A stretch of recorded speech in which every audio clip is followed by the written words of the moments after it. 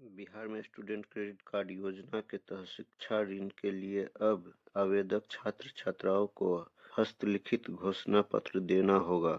इसमें स्पष्ट रूप से यह लिखा होगा कि यह शिक्षा ऋण है जो आवेदक या उनके सह आवेदक द्वारा नियमानुसार वापस किया जाएगा। शिक्षा ऋण लेने के लिए आवेदन में गड़बड़ी की शिकायत के बाद शिक्षा विभाग ने इस तरह का प्रावधान किया है। शिक्षा विभाग के बिहार स्टूडेंट क्रेडिट कार्ड योजना के नोडल पदाधिकारी विनायक मिश्र ने इससे संबंधित पत्र गुरुवार को सभी जिला पदाधिकारियों को भेजा है। यह भी प्रावधान किया गया है कि आवेदन के साथ नामांकन प्राप्त रसीद जिसमें एडमिशन नंबर, विषय, सत्र, आवेदक का नाम और उनके पिता का नाम आदि का स्पष्ट उल्लेख होना चाहिए। साथ ही जहां नामांकन लिया है वहां की विश्वविद्यालय रजिस्ट्रेशन रसीद, जिला निबंधन सह परामर्श केंद्रों पर आवेदन सत्यापन के समय या करार करवाने तक उपलब्ध करना अनिवार्य होगा। जिलाधिकारियों से कहा गया है कि नए प्रावधानों को जिला निबंधन सह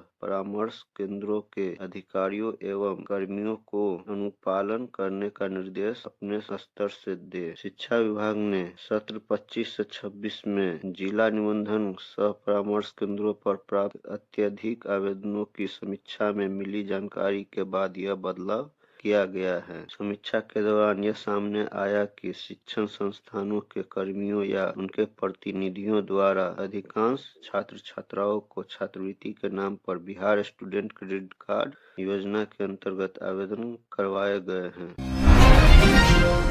विपक्ष के नेता तेजस्वी यादव ने कहा कि बिहार के अपराधियों में कोई डर नहीं है, पुलिस प्रशासन का डर नहीं रह गया है, अपराधी निर्भय होकर घटनाओं को अंजाम दे रहे हैं। श्री यादव गुरुवार को विधानसभा में राज्यपाल के अभिभाषण पर अपना पक्ष रख रहे थे। उन्होंने बिहार चुनाव में नरेंद्र मोदी और नीतीश कुमार के नेतृत्व वाली एनडीए पर 40,000 करोड़ खर्च करके महागठबंधन को हराने का आरोप लगाया। तेजस्वी यादव ने आरोप लगाया कि राज्य में इस समय लोकतंत्र नहीं, धनतंत्र काम कर रहा है। राज्य में अपराध चरम पर है और अपराधियों की जगह आम लोग भयभीत है। उन्होंने मुख्यमंत्री नीतीश कुमार से बिहार को विशेष राज्य का दर्जा दिलाने के लिए आंदोलन करने को कहा और दावा किया कि इसके लिए वह भी सहयोग को तैयार है।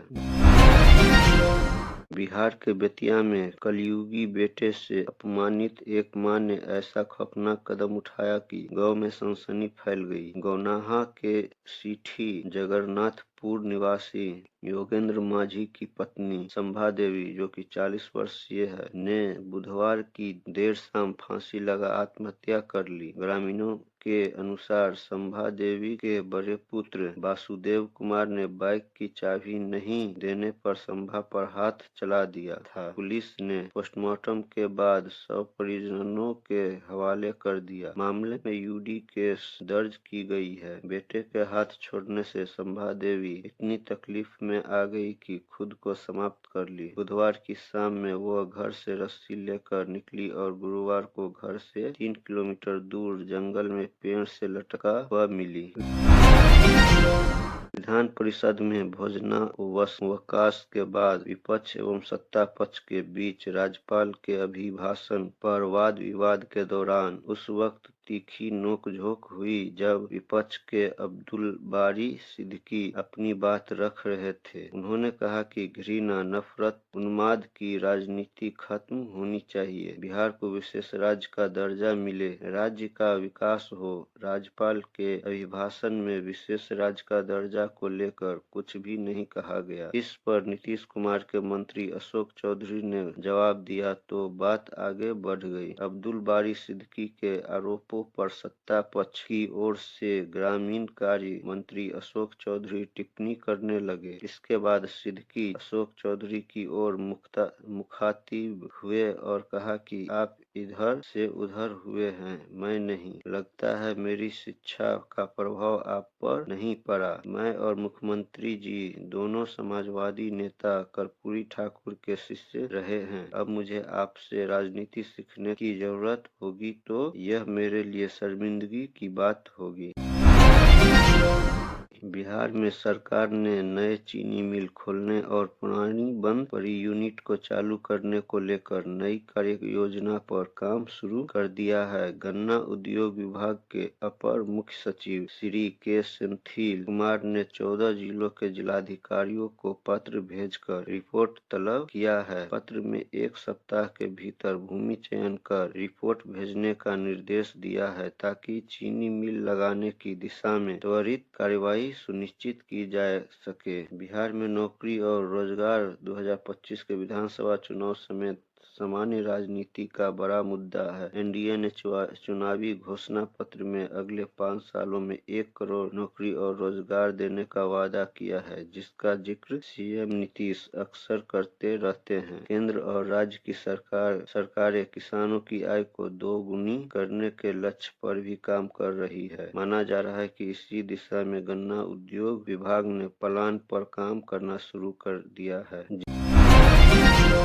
जेल की पाठशाला की बात करें या पाकशाला की, दोनों के लिए समृद्ध प्रबंध किया गया है। पहले शिक्षा व्यवस्था पर चर्चा कर ले। भभुआ मंडल कारा में 556 बंदी है। इसमें 210 बंदी मैट्रिक के परीक्षार्थी हैं। इनकी परीक्षा 17 फरवरी 2026 से शुरू होगी, जबकि 6 बंदी 2 फरवरी से हुई शुरू इंटरमीडिएट की परीक्षा दे रहे हैं। इस कारा में 35 ऐसे बंदी हैं जो दूरस्थ शिक्षा के तहत खाद्य एवं पोषण प्रमाण पत्र का कोर्स कर रहे हैं। इन्हें पढ़ाई पूरी करने के लिए गृह विभाग कारा द्वारा स्मार्ट क्लास, कंप्यूटर लैब और संसाधन युक्त पुस्तकालय की सुविधा उपलब्ध कराई गई है। लाइब्रेरी में विषयवार के अलावा कई बड़े लेखकों की ज्ञानवर्धक किताबें उपलब्ध है।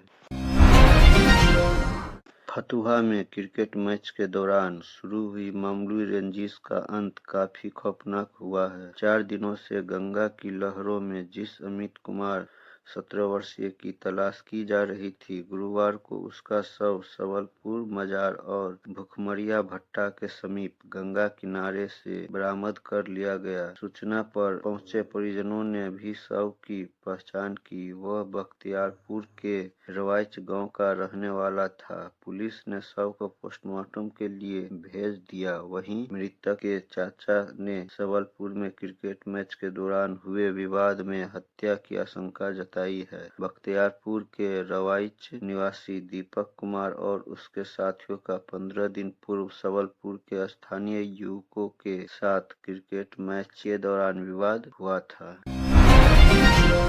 अगमकुआं में बदमाशों ने एक युवक को रिवॉल्वर दिखा सोने की चेन व ब्रेसलेट छीनकर फरार हो गया। पुलिस मामले की जांच कर रही है। कुम्हरार डाबर गली निवासी पीड़ित राजीव कुमार ने पुलिस को बताया कि बुधवार की शाम वह भूतनाथ रोड से पान खाकर वापस लौट रहा था, तभी चिल्ड्रेन पार्क के पास बाइक सवार बदमाशों ने उसे घेर लिया और रिवॉल्वर सटाकर सोने की चेन और ब्रेसलेट छीनकर भाग गए। बदमाशों ने धमकी दी कि यदि शोर करोगे तो गोली मार देंगे, जिसके बाद डर से वह चुप रह गया। पुलिस ने बताया कि मामला दर्ज कर घटना की छानबीन की जा रही है। मालसलामी थाना क्षेत्र स्थित ओपी शाह सामुदायिक भवन में चल रहे गृह रक्षकों के प्रशिक्षण में एक फर्जी जवान के शामिल होने का मामला सामने आया है। जांच में मामला सामने आने के बाद फर्जी गृह रक्षक सेंटर से फरार हो गया। मालसलामी पुलिस ने बताया कि बिहार गृह रक्षा वाहिनी के निरीक्षक संयम राम ने इस मामले में शिकायत दर्ज कराई है। पुलिस मामले की छानबीन कर रही है। पूर्वी चंपारण निवासी निरीक्षक संयम राम ने बताया, वरीय पदाधिकारी के आदेश पर ओपी शाह सामुदायिक भवन में प्रशिक्षु गृह रक्षक का रोल कोड, नाम, पता, फोटो मिलान और गिनती के दौरान रूपेश कुमार पिता रतन मंडल देधा थाना बाग भागलपुर अनुपस्थित पाए गए। प्रशिक्षु का संबंधित जिला द्वारा भेजी गई सूचना से चेहरा और फोटो का मिलान करने पर अंतर पाया गया, जिसके बाद उसे पूछताछ के लिए बुलाया गया, पर वह बिना सूचना के ही प्रशिक्षण स्थल से भाग गया। पुलिस ने बताया कि फर्जी प्रशिक्षु रूपेश की तलाश की जा रही है। मुजफ्फरपुर में शहर की सड़कों पर मनमाने तरीके से ऑटो या ई-रिक्शा चलाने वालों पर सख्ती की तैयारी है।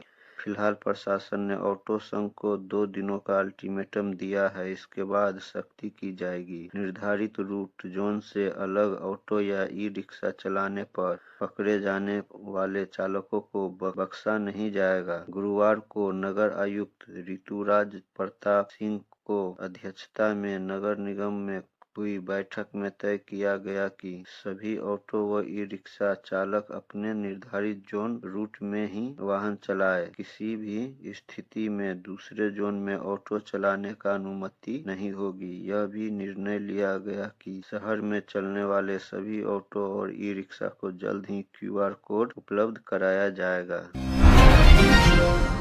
मुजफ्फरपुर में बिहार राजस्व सेवा संघ के आह्वान पर पिछले 2 फरवरी से आहूत सीओ व राजस्व अधिकारियों की राज्यव्यापी हड़ताल गुरुवार शाम समाप्त हो गई। इसकी जानकारी बिहार राजस्व सेवा संघ के अध्यक्ष आनंद कुमार ने दी। उन्होंने बताया कि सरकार ने उनके संघ की मांगे मान ली है। उन्होंने हड़ताल समाप्त कर जाने की घोषणा करते हुए कहा कि शुक्रवार से सभी सीओ व राजस्व अधिकारी अपने काम पर लौट जाएंगे। इससे पहले गुरुवार को कर्मियों ने कलेक्ट्रेट में अपनी मांगों को लेकर प्रदर्शन किया।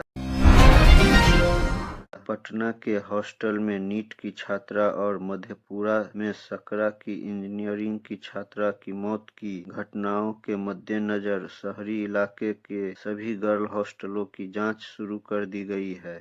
एसएसपी कांतेश मिश्रा ने हॉस्टलों की जांच के लिए महिला पुलिस अधिकारियों के नेतृत्व में एक टीम गठित की है। यह टीम हॉस्टलों में अकेले में छात्राओं से बात करती है और उनका बयान रिकॉर्ड किया जा रहा है। गुरुवार से शहर में इसको लेकर अभियान शुरू किया गया है। एसएसपी ने बताया कि महिला पुलिस अधिकारी छात्राओं से मिलकर उनकी समस्या सुन रही है। समस्याओं के निदान के लिए हॉस्टल संचालकों, कॉलेजों, स्कूलों व कोचिंग संस्थानों से संपर्क कर रही है। इस जांच में पुलिस अधिकारी न केवल आपराधिक दृष्टिकोण देख रहे हैं, बल्कि छात्राओं के हर तरह की समस्याओं पर बात की जा रही है। गंभीर मामला सामने आने के बाद छात्राओं के बयान का वीडियो भी बनाया जा रहा है। एसएसपी के द्वारा गठित की गई टीम को छात्राओं की समस्याओं के निदान पर कार्रवाई के लिए स्वतंत्र छूट दी गई है। प्रशासनिक स्तर की समस्याओं की सूची जिला प्रशासन के संबंधित अधिकारियों को भी भेजी जाएगी। एसएसपी ने बताया कि हॉस्टलों में छात्राओं को किसी तरह की परेशानी नहीं हो, इसकी जांच होगी। बंदरा प्रखंड के पियर में मिली लावारिस बच्ची बालिका गृह भेजी जाएगी। बच्ची से संबंधित सभी जानकारी उपलब्ध कराने वाले उसके परिजनों की पूरी जांच पड़ताल के बाद ही उन्हें सौंपा जाएगा। यह आदेश बाल कल्याण समिति ने दिया है। इसकी जानकारी जिला विधिक सेवा प्राधिकार की ओर से दी गई है। कहा गया है कि पारा लीगल वॉलंटियर ने पियर में लावारिस बच्ची को संबंधित थाना की पुलिस की मदद से दत्तक ग्रहण संस्थान पहुंचाया था। दत्तक ग्रहण संस्थान की ओर से बच्ची को बाल कल्याण समिति के समक्ष पेश किया गया। समिति ने उसके परिजनों की सही पहचान से पहले बालिका गृह में रखे जाने का आदेश दिया। इसी बीच पारा लीगल वॉलंटियरों ने बच्ची के परिजनों की जानकारी जुटाने शुरू कर दिया है। जिला विधिक सेवा प्राधिकरण की ओर से कहा गया है कि अब तक मिली जानकारी के अनुसार बच्ची समस्तीपुर जिले की है और माता पिता जीवित नहीं है।